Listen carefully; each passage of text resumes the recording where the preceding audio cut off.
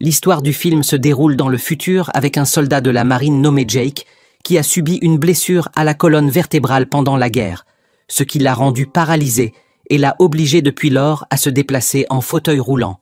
Et l'opération chirurgicale nécessaire pour soigner sa colonne était extrêmement coûteuse, et Jake n'en avait pas les moyens. Mais au plus profond de lui, malgré ce handicap, Jake reste passionné d'aventure et souhaite vivre sa vie comme tout être humain en bonne santé, car il a refusé l'idée de passer sa vie comme une personne invalide. Une nuit, Jake se trouvait dans une boîte de nuit et vit un homme agresser une femme, et il intervint pour la défendre et se battit avec l'homme. Mais les agents de sécurité le firent sortir avec son fauteuil roulant hors du club. Puis Jake rencontra 2 représentants d'une agence spatiale qui lui dirent que son jumeau Tom avait été tué. Tom était un scientifique spatial qui avait passé 3 ans à travailler sur un vaste projet appelé le programme Avatar, un projet situé sur une planète semblable à la Terre nommée Pandora, habitée par le peuple Na'vi, aux corps imposants et à la peau bleue, adaptés à leur environnement. L'agence se reposait sur les recherches de Tom, et comme les gènes des jumeaux, Jake et Tom étaient identiques, ils proposèrent à Jake de prendre la place de son frère et de poursuivre la mission. Jake fut attristé par la mort de son frère, mais l'espoir revint en lui parce qu'il accomplirait un travail important et recevrait une énorme récompense financière qui lui permettrait de subir l'opération chirurgicale et de revenir à la marche comme auparavant, d'autant plus que tout dans le futur était devenu très cher. On informa Jake que le voyage durerait plusieurs années, dont 6 années à bord du vaisseau spatial. Mais Jake accepta avec enthousiasme, puis il partit avec les soldats, et ils s'installèrent dans des capsules de cryogénie, où ils passèrent les 6 années comme si c'était une seule nuit. Et après cette période, ils arrivèrent sains et saufs sur la planète Pandora, et atterrirent dans un avion après avoir quitté l'atmosphère en portant des masques à oxygène en raison de son absence sur la planète. À l'intérieur du gigantesque projet Avatar, Jake vit de nombreux anciens soldats devenus des mercenaires travaillant pour le compte de l'agence contre d'énormes sommes d'argent. Et pourtant Jake ne se sentit pas diminué et remarqua des flèches bleues qui percèrent les pneus d'un énorme transporteur. Et il comprit qu'il existait une résistance du peuple Na'vi contre les envahisseurs. Et il confirma cela lors de la conférence donnée par le colonel Miles, considéré comme le commandant de l'armée sur la planète Pandora, les avertissant de la force et de l'intelligence du peuple Na'vi, malgré leurs armes rudimentaires, et les avertissant également du danger des animaux prédateurs de la planète. Et il insista sur le respect des consignes dans une guerre permanente avec eux. Après la fin de la conférence, Jake fit la connaissance de 2 biologistes nommés Norm et Max, qui lui demandèrent de voir son avatar que Tom utilisait auparavant. L'avatar est un corps semblable à celui du peuple Na'vi, créé à partir d'un mélange d'ADN humain et d'ADN Na'vi et contrôlé à distance par son propriétaire, tant qu'il dort dans la capsule de contrôle. Mais s'il se réveille, la connexion est coupée, et comme Jake est le jumeau de Tom, son système nerveux est compatible avec l'avatar de son frère. La directrice du programme et chef des avatars, nommée Grace, revint d'une mission avec son avatar et se montra ravie de la présence de Norm grâce à son expérience et à sa maîtrise de la langue Na'vi.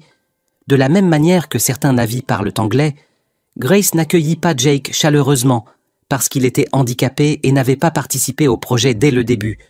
Mais le chef du projet appelé Parker la convainquit en lui disant que le passé militaire de Jake était important, et il lui expliqua que le véritable objectif était d'extraire un minerai radioactif sous la surface de la planète Pandora, appelé l'unobtainium.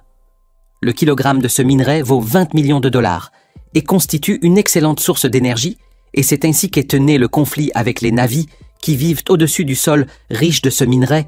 Grace accepta la présence de Jake avec eux, et le lendemain, Jake fut testé dans son avatar.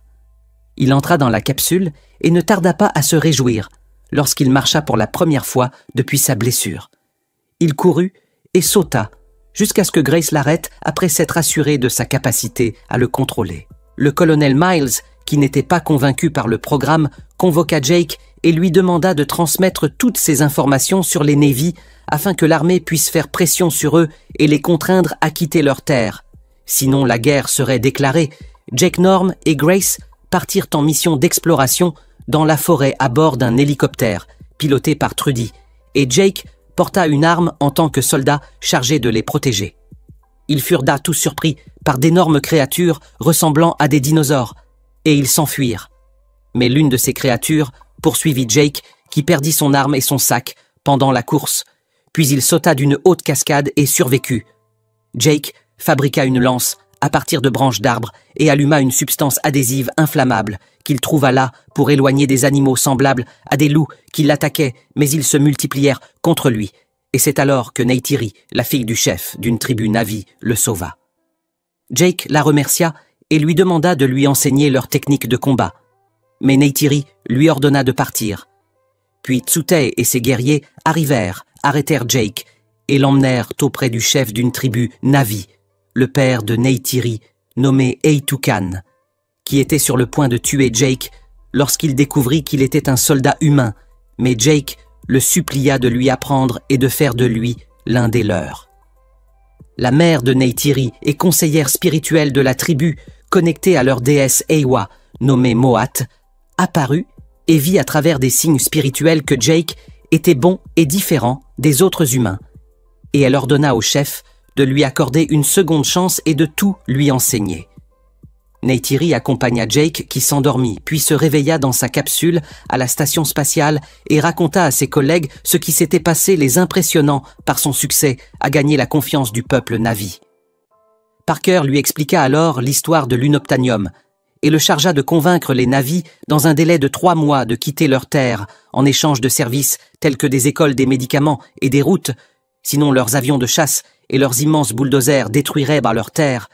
Jake retourna à la tribu et Neytiri commença à lui enseigner leur technique de combat et le dressage des créatures qu'ils utilisent en guerre, ainsi que leur langue. Et lorsque Jake revint une nouvelle fois à la station spatiale, il fournit à Parker et Miles des informations détaillées sur les entrées et sorties du village Na'vi, ainsi que sur ses points forts et faibles en préparation de l'attaque, et après que Max eut remarqué ce transfert d'informations, il en informa Grace, qui fut contrariée par leur intervention dans son travail et par la nature agressive de leur méthode, car elle recherchait la paix avec le peuple Na'vi, et elle emmena donc son équipe dans un camp équipé de capsules Avatar, loin de Parker et Miles. Jake poursuivait sa mission, et il se rendait chaque jour auprès de Neytiri, pour qu'elle continue à lui enseigner ce qu'elle lui apprenait, de sorte que ses connaissances se renouvelaient jour après jour, et que sa maîtrise, sa rapidité et sa réactivité exceptionnelle apparaissaient dans tout ce qu'il recevait, et le défi le plus ardu auquel il fut confronté fut de monter l'Ikran, l'oiseau qu'utilise le peuple Na'vi pour voler, mais Jake ignore l'impossible, puisqu'il réussit bel et bien à chevaucher cet oiseau et à voler avec lui. Après la fin des 3 mois et du délai accordé à Jake pour espionner le peuple Na'vi et plus précisément la tribu Omaticaya, Jake ressentit en lui de la peine parce qu'il les trahissait. Et alors, le colonel Miles lui demanda de mettre fin à la mission après avoir obtenu toutes les informations nécessaires pour envahir la tribu, et il lui promit de le ramener sur Terre pour une opération à sa colonne vertébrale. Mais Jake demanda à Miles une seule dernière chose, à savoir assister à la cérémonie qui ferait que le peuple Na'vi le considérerait comme l'un des leurs. Et alors, il pourrait ouvrir avec eux un dialogue sur le fait de quitter leur terre pacifiquement et sans guerre, et Miles accepta. Jake se rendit et célébra avec la tribu Omaticaya, et devint officiellement l'un des leurs, et tout le monde l'aima, et là, il avoua son amour à Neytiri. Et un jour, Jake était distrait avec Neytiri, parce que sa conscience était réveillée dans la capsule et qu'il prenait son petit déjeuner, et Neytiri tenta de le réveiller lorsqu'elle vit les bulldozers éventrer la forêt et abattre les arbres. Puis Jake termina son repas, entra dans la capsule, retourna dans son avatar et parvint avec Neytiri à échapper aux bulldozers. Le commandement militaire détecta Jake alors qu'il tentait d'arrêter les bulldozers, et Miles fut contrarié et le considéra comme un traître, et en même temps, la tribu se préparait à la guerre, et Jake essaya de les en empêcher, mais il n'y parvint pas lorsque les forces de l'armée atteignirent la cabine des capsules Avatar, l'envahirent, et coupèrent la connexion à Jake et Grace, qui se réveillèrent dans les capsules et furent arrêtés. Mais Trudy les informa que Miles préparait les avions pour l'attaque, Grace demanda à Parker d'annuler l'opération offensive en raison de la présence de femmes et d'enfants dans la tribu. Alors Parker lui accorda une dernière heure pour essayer de les convaincre de quitter leur terre en sécurité. Puis Jake et Grace retournèrent à leur capsule, allèrent dans leurs avatars jusqu'à la tribu et les avertirent de l'attaque des bulldozers et des avions. Jake révéla la vérité à la tribu, en leur disant qu'il espionnait pour les humains, mais qu'il le regrettait et voulait les aider. Alors, ils se mirent en colère contre lui, en particulier Neytiri, et ils l'attachèrent avec Grace à l'arbre pendant que Miles arriva avec ses avions et lança des grenades lacrymogènes. La tribu lui résista avec des flèches en vain, puis Miles lança les bombes incendiaires et détruisit la forêt, tandis que Moat libéra Jake et Grace en demandant du secours, puis les missiles se mirent à pleuvoir, et Trudy se retira avec son avion, refusant de participer à une guerre inhumaine, et l'attaque entraîna la mort du chef Eitukan, et Neytiri pleura la mort de son père. À la base militaire, Parker débrancha les capsules après l'heure impartie. Jake et Grace se réveillèrent et furent déligotés, mais Trudy et Max les délivrèrent, et ils s'enfuirent dans un avion que Miles cribla de balles, blessant Grace, puis ils transportèrent le module Avatar avec ses capsules au cœur de la forêt, et Jake et Grace entrèrent dans les capsules afin de revenir dans leurs avatars pour aider les habitants de la tribu, et ils demandèrent à Moat de soigner Grace auprès de l'arbre des âmes, mais ses blessures étaient mortelles. Jake monta le gigantesque Toruk, semblable à un dragon, un oiseau que personne n'ose dompter, et il fonça avec lui jusqu'à la tribu qui le considéra comme une figure légendaire. Puis Jake prononça un discours fervent et décida avec la tribu Omaticaya de convoquer toutes les autres tribus Na'vi afin de s'unir face aux humains. Les tribus commencèrent l'attaque au sol et dans les airs contre les forces humaines, et des avions militaires supplémentaires arrivèrent et les soldats descendirent dans la forêt, mais les Na'vi combattirent d'eau férocement et abattirent de nombreux appareils. Trudy les aida, mais Miles l'abattit de ses tirs et elle explosa, et alors les animaux et les oiseaux de la forêt s'unirent pour défendre leur terre. Puis Miles descendit de son avion dans une armure mécanique, après que Jake eut détruit son appareil avec une bombe avant qu'il ne largue leur missile meurtrier, et il engagea le combat au sol avec Jake. Et avant qu'il ne le tue au poignard, Neytiri l'abattit de ses flèches, puis elle sauva Jake dans la capsule après que Miles eut brisé la vitre et que l'oxygène se fût échappé. Puis la bataille se conclut par la victoire du peuple Na'vi, qui expulsa tous les humains de la planète Pandora, et ils remercièrent Jake ainsi que les autres pilotes d'Avatar, et près de l'arbre des âmes, la conscience de Jake fut transférée définitivement dans son avatar, afin qu'il vive avec sa bien-aimée Neytiri et son peuple. Après de longues années écoulées, tu observes que la planète Pandora jouit de la paix, et que la nature ainsi que les animaux sont revenus à leur état d'autrefois, tandis que certains scientifiques, tels Norm et Max, sont restés sur Pandora dans leurs corps humains, en conservant leurs avatars qu'ils utilisent quand ils le souhaitent. Et Jake a transféré toute sa conscience dans son avatar, et a épousé Neytiri, et est devenu chef de la tribu. Et ils ont eu 3 enfants, l'aîné Neteyam, suivi de Loak, puis la Benjamin Tuk. Jake et Neytiri ont également adopté la fille de la chercheuse Grace, nommée Kiri, et la conscience de sa mère a été préservée en elle, et elle est vraisemblablement la fille de Norm, issue d'une relation secrète ayant eu lieu lorsque Grace et Norm habitaient leurs avatars. Un adolescent humain appelé Spider vit avec eux, car les scientifiques l'ont élevé après la mort de ses parents durant la précédente guerre, et Jake le traite comme l'un de ses fils, tandis que Neytiri n'a jamais pu l'aimer parce qu'il est le fils de l'homme qui a tué son père. Les humains se préparèrent et revinrent sur Pandora avec une puissance accrue et une technologie plus avancée. Ils brûlèrent les arbres grâce aux moteurs de leurs vaisseaux. La nature fut bouleversée et les animaux s'enfuirent de nouveau. Ils étaient animés par leur rêve de conquête et de pillage des richesses, ainsi que par leur désir surtout de vengeance contre Jake et le peuple Na'vi. Neytiri se lamenta et versa des larmes par crainte pour ses enfants, tandis que Jake demeurait vigilant. Et après une année supplémentaire écoulée, une nouvelle expédition spatiale d'avatars humains arriva au terme d'un voyage de 5 ans. Cette mission spatiale comprenait l'avatar du colonel Miles et ses 200 soldats, et ils étaient revenus pour se venger au moyen de corps spécialement préparés pour eux, de même que la conscience de Grace avait été préservé dans l'avatar de sa fille Kiri, car Miles avait ordonné avant sa mort que sa conscience et celle de ses compagnons soient transférées dans des avatars puissants afin d'affronter à nouveau Jake et le peuple Na'vi. Et un jour, Jake planifia une attaque contre un train de ravitaillement militaire humain escorté par des avions de chasse en vol, et il mena lui-même l'assaut aérien contre ces appareils en chevauchant les créatures zélées. Il fut aidé par Neytiri et par leurs 2 fils Neteyam et Loak dans la mission, tandis que Norm et plusieurs guerriers de la tribu Omaticaya prirent en charge la surveillance et l'attaque terrestre contre le train, et ils détruisirent la voie ferrée en faisant dérailler le convoi, puis ils anéantirent aussi les avions de guerre qui l'accompagnaient, et enfin, ils s'emparèrent des armes explosifs et approvisionnements qu'ils trouvèrent, mais une nouvelle escadrille de chasseurs surgit, et cette attaque tua un grand nombre de combattants Omaticaya, tandis que Jake, sa famille et les scientifiques réussirent à se replier. Miles et ses officiers atteignirent Pandora, où il se réunit avec la générale Ardmore, qui est la commandante militaire de la nouvelle base terrestre.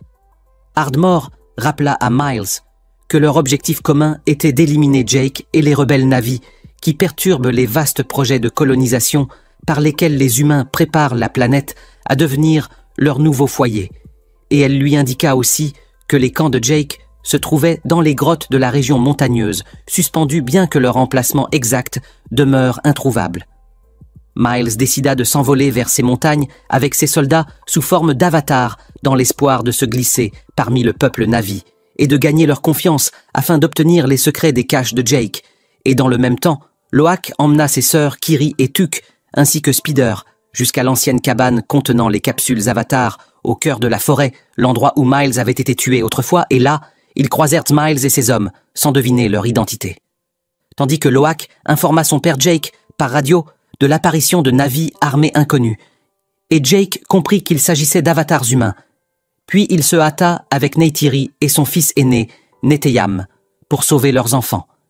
Mais Miles les devança et les prit en otage. Puis il apprit par Spider qu'il était son père biologique et il décida de les emmener à la base militaire. Ensuite la nuit tomba, et cette obscurité donna à Jake et Neytiri l'occasion de lancer un raid afin de libérer leurs enfants. Ils attaquèrent d'où les soldats à l'arc, en tuèrent plusieurs et libérèrent les otages. Pendant la retraite, Miles lança une grenade qui blessa Spider et le fit tomber au sol. Puis il revint et l'emmena prisonnier, et à la base militaire, ils tentèrent de l'interroger à l'aide d'un détecteur de mensonges et de le torturer. Mais Spider résista et refusa de livrer la moindre information. Alors Miles adopta une méthode douce avec lui, en le conduisant dans la forêt en prétendant le protéger de la torture, s'il coopérait ou sinon le remettre à Ardmore.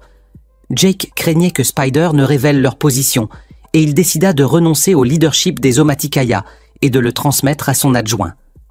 Jake emmena sa famille loin à la recherche d'un refuge, et ils chevauchèrent les créatures zélées pour voler vers les côtes de la planète, où se trouvent d'abondantes îles habitées par le peuple Metcaïna. Puis Jake demanda au chef Tonowari et à son épouse Ronal de leur accorder asile, en leur expliquant qu'ils sont de paisibles pêcheurs sans lien avec la guerre. Et Jake promit de ne pas leur attirer d'ennui. Et Tonowari accepta les hébergea, et la famille commença à apprendre la pêche, la plongée et la monte des poissons ilous. De l'autre côté, Miles et ses soldats, accompagnés de Spider, se rendirent aux montagnes suspendues, foyer des oiseaux Ikran, et Miles réussit à dompter l'un d'eux, déterminé à paraître comme un véritable Na'vi, afin de mieux les attirer et découvrir les caches de Jake, qui s'adapta lui et sa famille rapidement aux coutumes des Metcaïna. Mais une querelle éclata lorsque le fils du chef se moqua de Kiri, et un combat opposa celui-ci à Loak. Toutefois, Jake réprimanda son fils et lui ordonna de présenter des excuses au fils du chef nommé Aonung, ce que Loak fit, mais Aonung décida de se venger.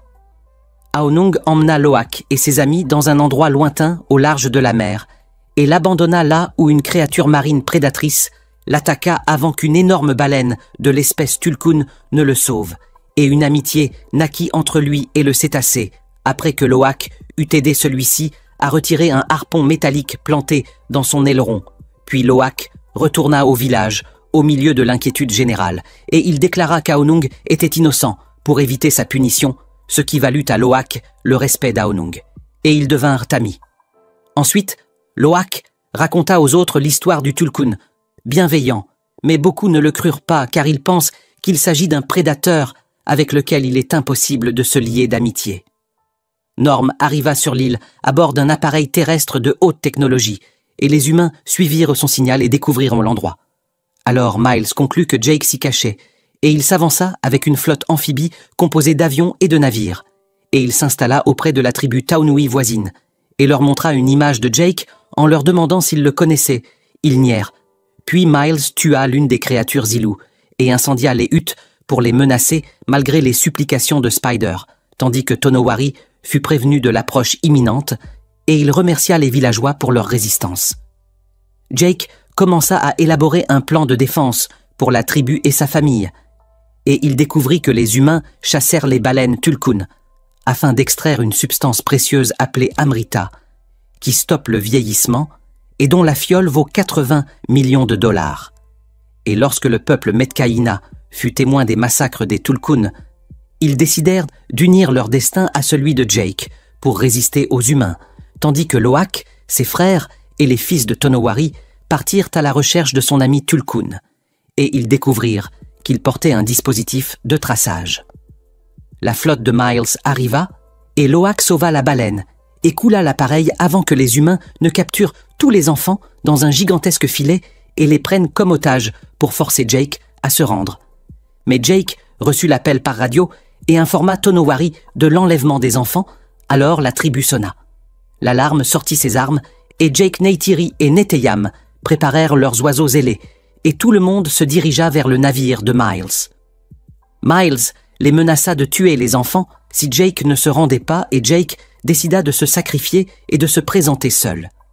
Mais un Tulkun attaqua le navire avant qu'il ne le fasse. Il le déchira et une bataille féroce éclata, causant de nombreuses morts dans les deux camps, tandis que Jake pénétrait le navire et libérait ses enfants assurant leur fuite. Cependant, Neteyam fut touché et mourut sur place, ce qui plongea ses parents dans un profond chagrin. Miles captura Kiri et Tuk et exigea la reddition de Jake. Jake et Neytiri se faufilèrent jusqu'à son emplacement avec la plus grande prudence, et tandis qu'ils attaquaient les Miles, attrapa Kiri en menaçant de la tuer. Alors Neytiri saisit Spider et le menaça de la même façon, puis l'instinct paternel triompha chez Miles, et il accepta d'échanger Kiri contre son fils Spider. Ensuite, il engagea un ultime duel avec Jake, qui parvint à le noyer, mais Spider le tira hors de l'eau par fidélité à leur lien de sang. Pourtant, il refusa de repartir avec lui sur Terre, résolu à demeurer auprès de la famille de Jake. Ainsi le danger humain disparut provisoirement de Pandora, et nul ne sait ce qui adviendra dans les prochaines saisons de la série. En attendant l'annonce de la nouvelle saison de la série, n'oubliez pas de vous abonner à la chaîne afin de voir la suite du résumé dès sa sortie. Merci à vous.